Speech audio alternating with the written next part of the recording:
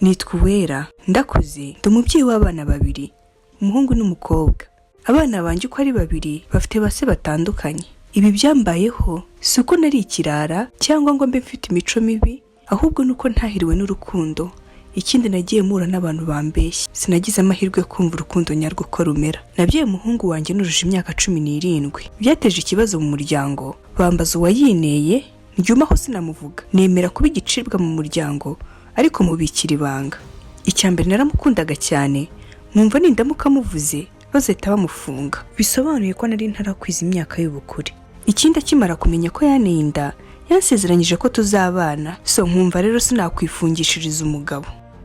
Naramukundaga, yarandutaga. Ibyo yambwiraga byose numvaga ari uri mukuri.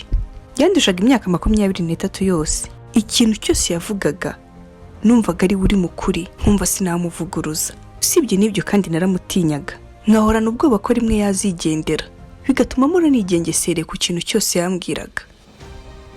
Ishuri birumvikana nararihagaritse. Navuyemo ngeze mu mwaka wa 4 w'amashuri yisumbuye. Mu rugo bamaze kunyirukana, Mugabe yahise ambwira ngo nzi tubane.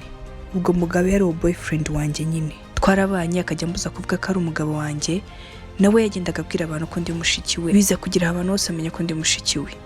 Yerekaga inshuti ze, abaturanyi twabanaga mu gipangu, akabereka ko anyitayeho nyine nka mushiki we, kubera ibyago byambayeho by'uko baneye inda bakanyirukana iwacu, akaba ari we umfasha, nyamara ari we waneye umuruho. Sibye nyuma ko byaje kumenyekana byose.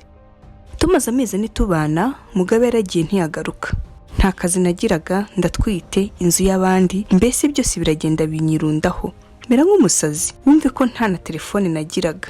Ikindi nari umwana. Uzi ko nagezeho njya gusabiriza ibyo kurya, umva ndagenda ndasufura, ubuzima buraminduka mera nabi cyane. Gusa muri ibyo byose Imana yanshiriye akanzu. Nyirinzu yambera imfura cyane. Iyo nzu nabanagamo na Mugabe, ex-boyfriend wanjye, twikodeshaga 80,000.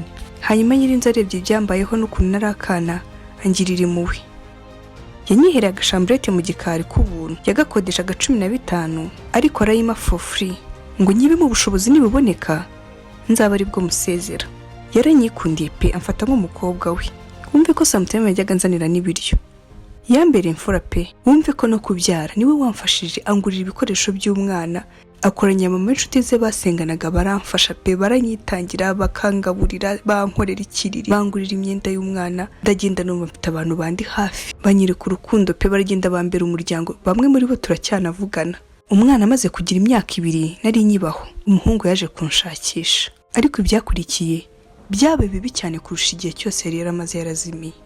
Wo kurikiye iyi nkuru, ndakwibutsa ko kuri YouTube channel yanjye ya Connect with Joe ariho honyine ushobora gusanga inkuru zose zirangira n'ibindi bice twagiye dutambutsa. Ikindi nugenda koze subscribe, usharinge, ulikinge, ukomentinge kugira ngo ube mu muryango mugari wa Connect with Joe.